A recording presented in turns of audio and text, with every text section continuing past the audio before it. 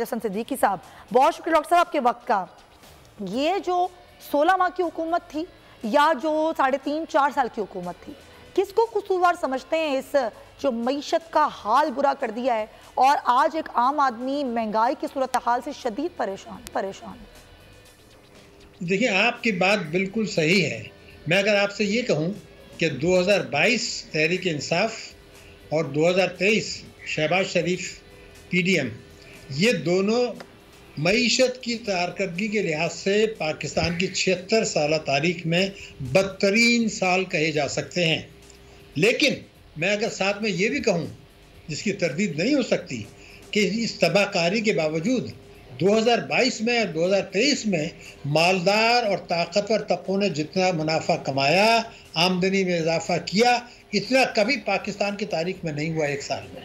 ये बड़ा कारनामा है कि मईशत तबाह और मालदार लोगों को दौलत कमाने का दोनों ने मौका दिया और तबाही के दोनों जिम्मेदार हैं। अगर आप मुझसे परसेंटेज पूछें, तहरीक इंसाफ 60% जिम्मेदार है और शहबाज शरीफ जो है कि PDM जो है वो 40% जिम्मेदार है। दोनों ने अपना अपना हिस्सा डाला। शायद इनका वक्त कम था इसलिए इनकी परसेंटेज भी कम है। तो दोनों ने तबाह करने में कोई कसर नहीं छोड़ी। लेकिन ये तो वो लोग थे ना जो कहते थे कि हम तजुर्बेकार लोग हैं, हमने इससे पहले भी हुकूमतें और मईशत को चलाया है, तो तजुर्बेकार भी 40% के जिम्मेदार आप समझते हैं?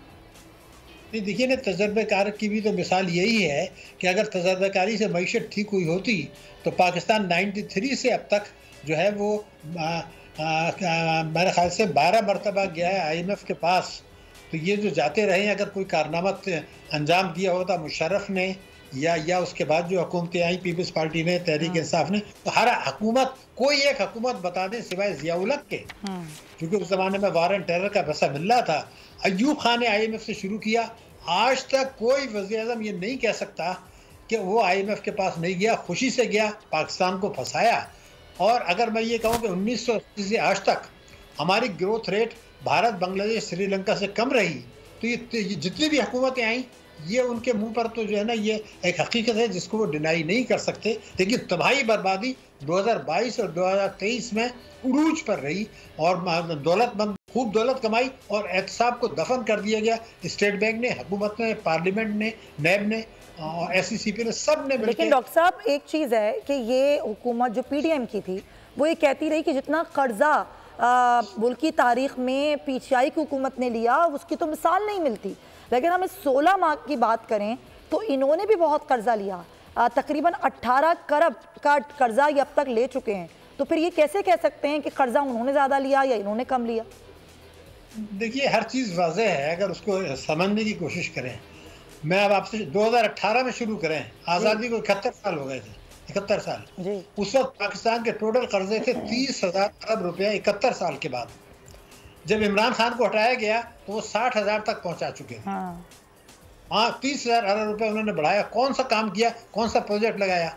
कुछ। लेकिन इस हुकूमत के दौर में 18,000 अरब रुपए के कर्जे बढ़े हैं। लेकिन जो बात कोई नहीं कह रहा वो मैं आपको बताता हूँ, बैरूनी कर्जे का हजम कम हुआ है। क्यों कम हुआ है? इसलिए उनको किसी ने कर्जा नहीं दिया।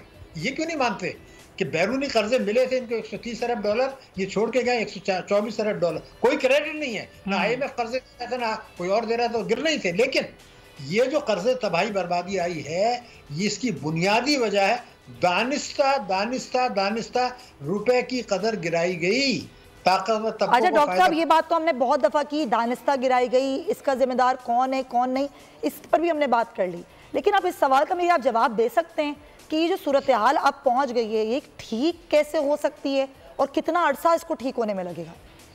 देखिए, इस वक्त ये हुकूमत जो है ये 9 महीने के लिए आई है, थोड़ा बहुत एक्सटेंशन करा लेंगे, कानून तोड़ के हो जाएगा। मैं आपको पूरी जिम्मेदारी से कह दूं, पहला काम इन्होंने जो निगरान काबीना बनाई है, शमशाद अख्तर और जो है ये आपके वकार मसूद साहब जी, ये बहुत ही गलत फैसला है। अच्छा। इसलिए कि शमशाद अख्तर, मैं आप देखिए रिकॉर्ड में बताता हूँ, मैं तो साबित कर, शमशाद अख्तर को निगरान वजीर खजाना कोई पहली दफ़ा नहीं बनाया गया, 2018 में बनाया गया। तो वही नाम क्यों याद आता है? 2018 में जो उनका सबसे बड़ा कारनामा है वो ये है कि जो मिस्टर क्लीन हुआ करते थे, शाहिद खान, खाकान अब्बासी, उन्होंने एक टैक्स एमनेस्टी दी दे दी उनको। तो इनके दौर में खत्म हो रही थी, रात को 12 बजे खत्म हो रही थी। उससे चंद घंटे पहले अपने कानून से तजावुज करते हुए शमशाद अख्तर ने चंद घंटे पहले उसकी तोसी कराने के लिए तोसी कराई लूटी हुई दौलत को, और ये कहा कि लूटी हुई दौलत जो बाहर है उसको पाकिस्तान लाने की जरूरत नहीं है। मैं पूछ सकता हूँ केयर टेकर्स को किसने इख्तियार दिया था? शाहिद खाकान अब्बासी तो पार्लियामेंट थी, उसने आपका काम तो डे टू डे था, उन्होंने क्यों कर दिया? नंबर एक। दूसरा, आपको पता है कि शौकत तरीन का मईशत की तबाही में बहुत बड़ा किरदार है। 2008 में एक खत भेजा गया था IMF के पास जिसमें शौकत तरीन मुशीर खजाना के दस्तखत थे और गवर्नर स्टेट बैंक उस वक्त थी, ये शमशाद अख्तर, उनके भी दस्तखत हैं। मैं रिकॉर्ड में बता रहा हूँ, IMF की मैनेजिंग डायरेक्टर को उन्होंने जो खत लिखा उसमें दानिस्ता झूठ बोला गया जो बहुत बड़ा क्राइम है। और उस खत के बाद जो इक़दाम उठाए गए, तो अगले साल में जो अफरात ज़र है वो 12 से है वो 20 पर पहुंच गई। ये स्टेट बैंक की रिपोर्ट मौजूद है और मैंने उस वक्त कहा था। तीसरा, जब ये गवर्नर स्टेट बैंक थी जो मुशर्रफ साहब ने इनको बनाया था, तो उस इन्होंने एक सर्कुलर इशू किया था 2008 में डिपॉजिटर्स के मुतालिक। वो आईन पाकिस्तान के 3 के खिलाफ था, उन्होंने आइन तोड़ा, और बैंकिंग कंपनी ऑर्डिनेंस 26A4 के खिलाफ था, वो तोड़ा। और अपने निगरान हुकूमत के दौर में उन्होंने कहा हमने मईशत को बेहतर कर दिया। और जब इमरान खान की हुकूमत आई तो पहला बजट जो लिखा आया उसमें लिखा था मईशत दिवालिया है।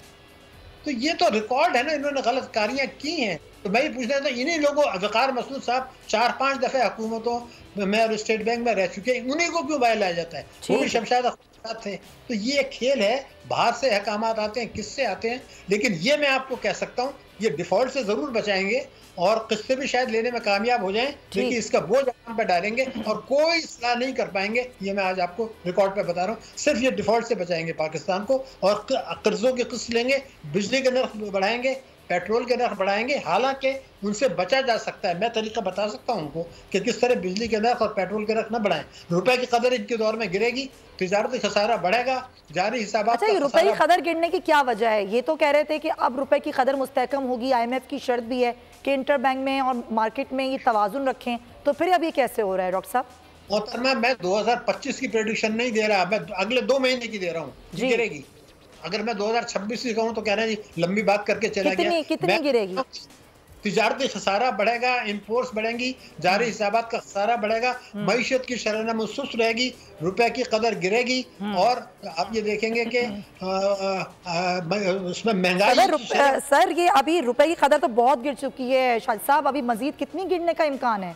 300 तो हो ही गई है अब कीमत। मेरा काम है आपको हकीकत बताना, और ये गिराना चाहते हैं, वरना मैं आपको, अगर आप 3 मिनट हो तो मैं बता दूं कि पेट्रोल के नर्ख भी बढ़ाने नहीं पड़ेंगे, रुपए की कदर भी गिर सकती है, और ये करना चाहें तो कर सकते हैं, इनके पास इख्तियार है अगर करना चाहें। अगर आपके पास टाइम होगा तो बता दूंगा, नहीं जी जल्दी से बता दें सर, टाइम है अभी। देखिए, बाकी पहला काम इनका ये है कि प्राइम मिनिस्टर हाउस में एक सेल बना दें। अच्छा। और उसका काम ये होगा कि पिछले बजट, इन्होंने ये कहा कि हम मुआहदात की पाबंदी करेंगे, तो पिछले साल के बजट में ये लिखा गया था कि 3000 अरब रुपए की चोरी हो रही है, हम इसको वसूल करके आवाम को देंगे। सही। अब उस के जरिए कानून जो है वो ये है कि उनको किसी से पूछने की जरूरत नहीं है, न अदालत से न किसी से, वो वसूल करें। कोई तकरीबन 3000 रुपए एक साल में आ सकता है।